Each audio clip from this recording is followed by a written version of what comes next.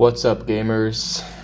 I'm back, and in this video I'm gonna go through how I got a job as a 3D artist after 1 year of doing Blender, which I think it's pretty good. I think it's pretty good. It's alright, I'm sure people have gotten 3D jobs earlier than that.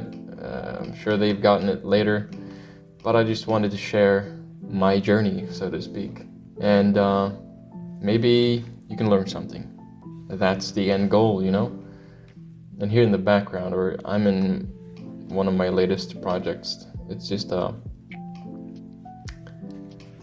it's a building basically. Got a bunch of chairs in here and a lot of empties. But anyway, let's get straight into it. Dude, I love being a YouTuber. It's great. But basically, so the short of it is make a lot of cool stuff and then just upload it basically, and then pray that somebody notices you. That's the name of the game. That's the grind basically.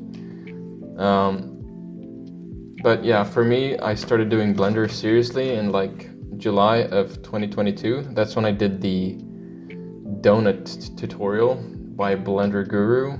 And I mean, if you haven't done that tutorial, like, what are you even doing, dog? Like, just go do that. Great tutorial just for learning the basics, texturing, modeling, animation, lighting, stuff like that. Great stuff, And after that, I actually did Blender Guru's Anvil tutorial, which is a bit more advanced modeling, which is good to know when you're doing 3D, how to model stuff. And the reason I got into Blender was because I wanted to make cars.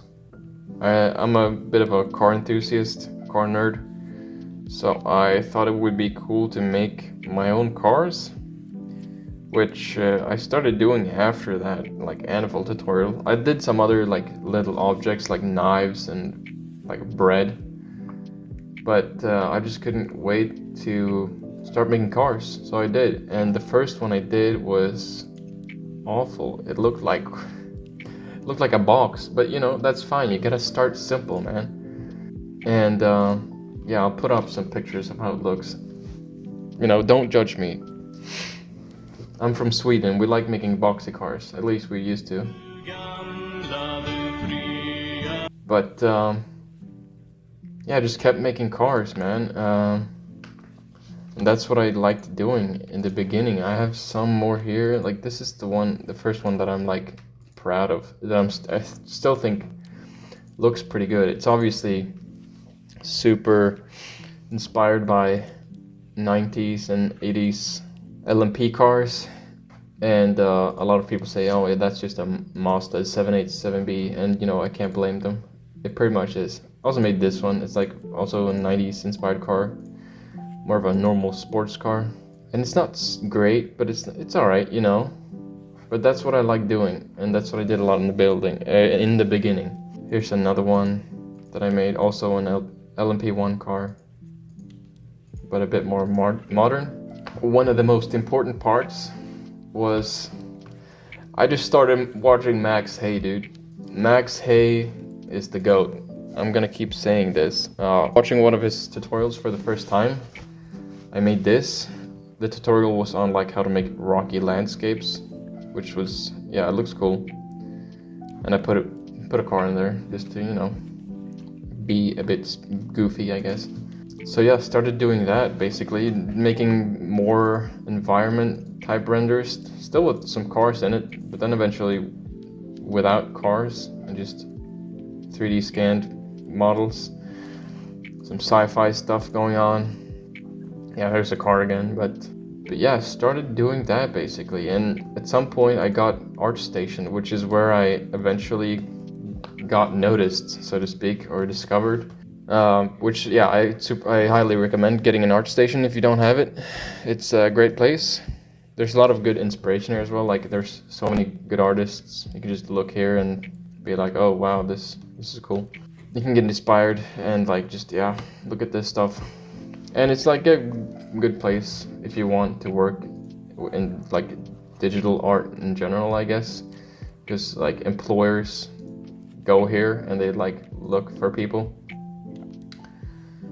So yeah, check that out basically.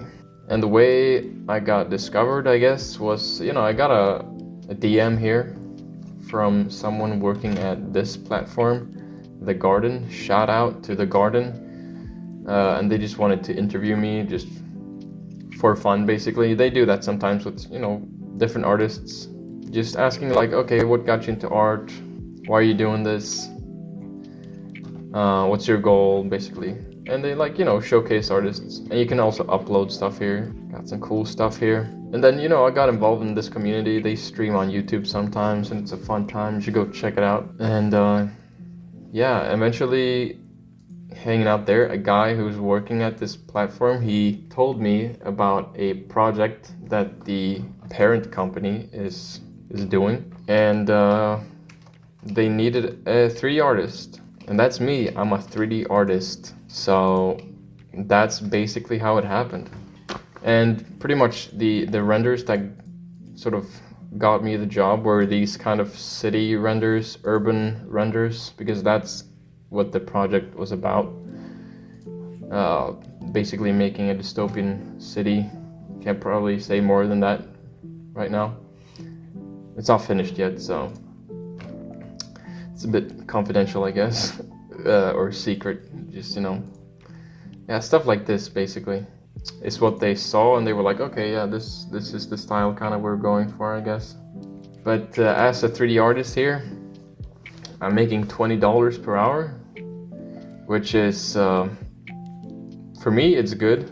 Like, it's more than I would have made as an engineer, which is what my actual degree is, which is kind of crazy. You think like, oh, engineers, they're like well paid. And I guess they are, but for me, as a 3D artist, I make more money, at least on this project, And I probably could make more in the future when I get better and, I have more experience. But yeah, that's pretty much it, I don't have anything else to say. Like I said in the beginning, make cool stuff, upload it, and pray you'll be noticed. It's a luck-based mechanic. It's a luck-based game. And at the end of the day, if you don't get noticed, well, you've made a bunch of cool stuff, and that has value in its own, on its own. So go do that, just make some stuff and have fun doing it. That's what I did, and that's why I did it, because it is fun. It's fun. Blender's fun, most of the time. Sometimes it's not fun, but you just gotta deal with that, and then you can make this mess. Look at this mess. This is fun, right? Thanks for watching. Bye.